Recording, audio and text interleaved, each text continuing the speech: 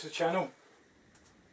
Following on from the last episode where we're starting to reassemble most of the parts. We've got most of the front end done in the last episode and the coils.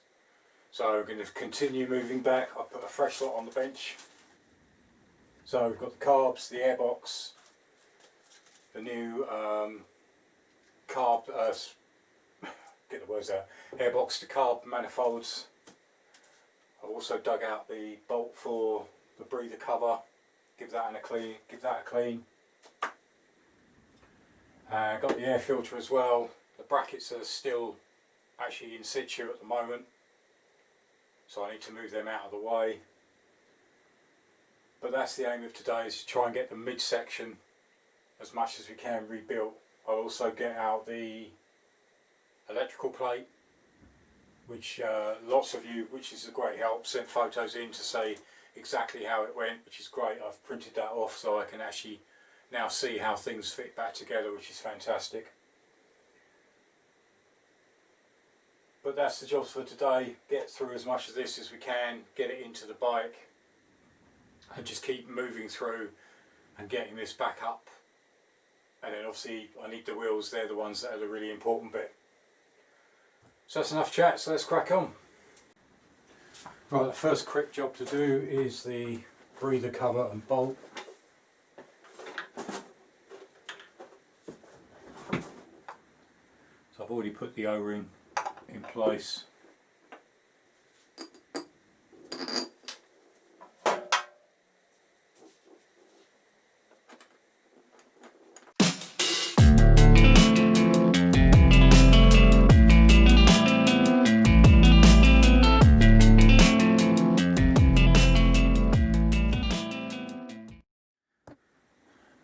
So that's another job ticked off the list.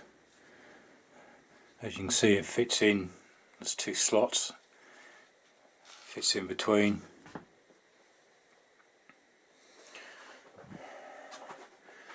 Right, so next let's get these rubbers in the airbox and then get that in position, and then we'll try and get the carbs in place. That's going to be the interesting one. So let's get these unwrapped and fitted. Right, as you can see, these are all genuines. So the actual middle ones, you can see that's the part number.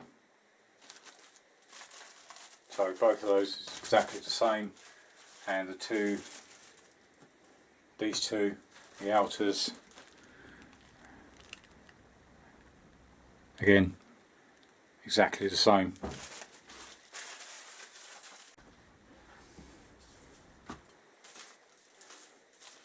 And then obviously the springs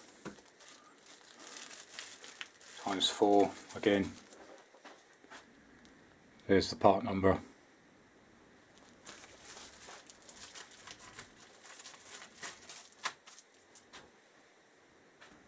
So referring back to the feast picture, you've got the two middles and the two outers. So let's get those in place. Right, so that's the first one in place. I just wanted to do that one off camera to see how hard it was, and it is quite difficult. It's a bit of a struggle, but it's in there. Right, so the way I did the first one was pinch together and try and get this lip over this edge.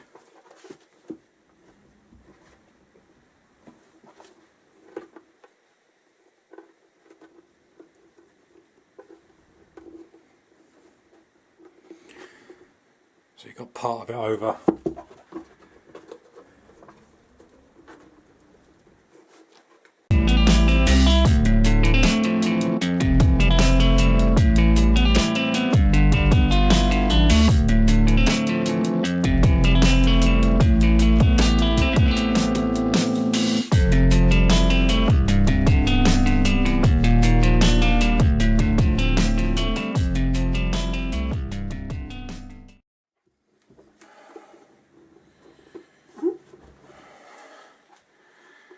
so that's the two middle ones. Now I've just got to repeat the process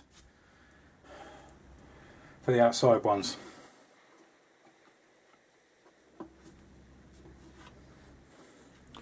Now, as you'll notice with these ones, there's actually a notch in the top.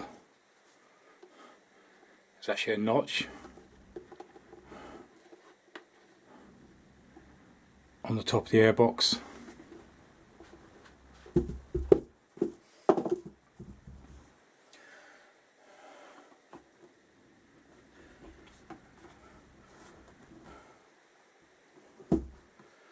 Alright, so I'm not going to bore you with me struggling to get these in place. I'm going to push these through and then join me again as soon as that's done. Alright, there you go, they're all in place. That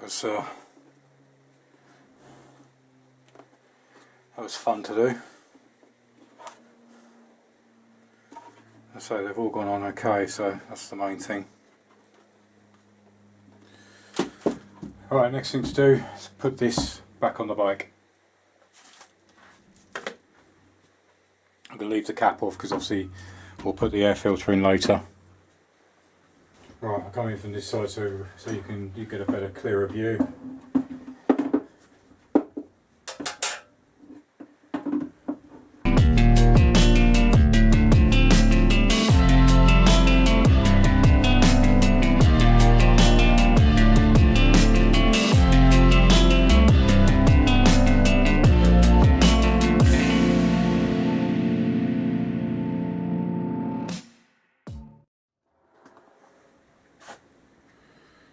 Alright, so that's the airbox back in situ. Next thing is try and squeeze the carbs through and get them fitted and in place. That's going to be the hard bit. Right, so as you join me now, it's actually in my time, a couple of days later. I just ran out of time. As you saw in the very last clip, the airbox is in and I was about to put the carbs in, but it was getting quite late, so I decided to call it a day.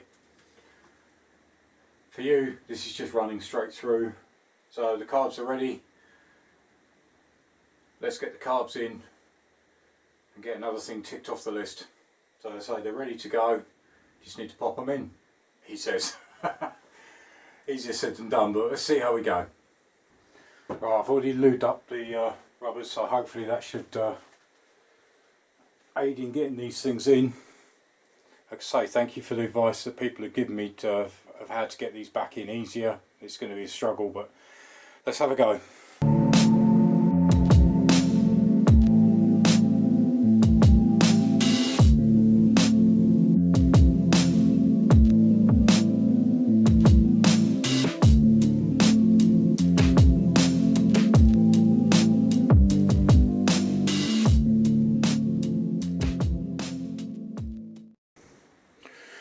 Right, I've loosened off the brackets and taken them out, so it's given me a little bit more space.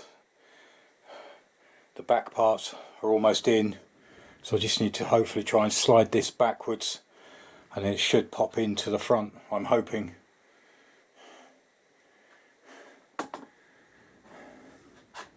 And not the easiest things to get in, these ones, but we'll get there. So let's keep cracking on, try and get these pushed back.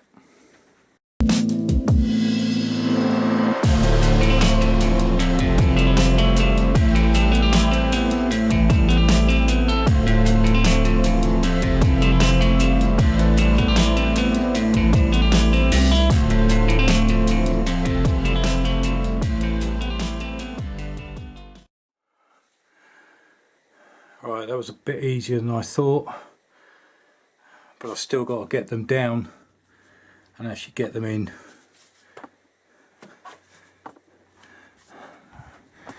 So it's down on that side, down on that side.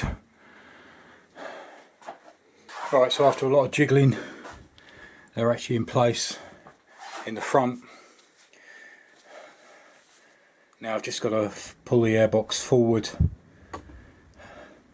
and connect the rears.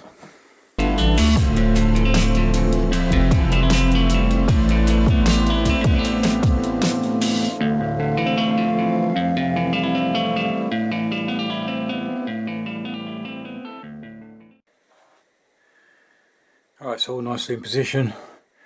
All I've got to do is put the springs round. I'll do that in a second. Alright, so there's the 4 springs ready to go on. You can still get them from the dealers. That's the part number. So I'm just going to quickly put these on.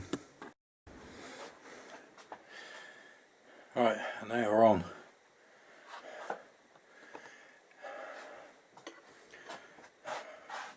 They were still quite tough, but not as bad as I thought it would be. As I say, it does help, like you say, to lube up. They do slide in a lot easier, but it's still quite a tight job to do.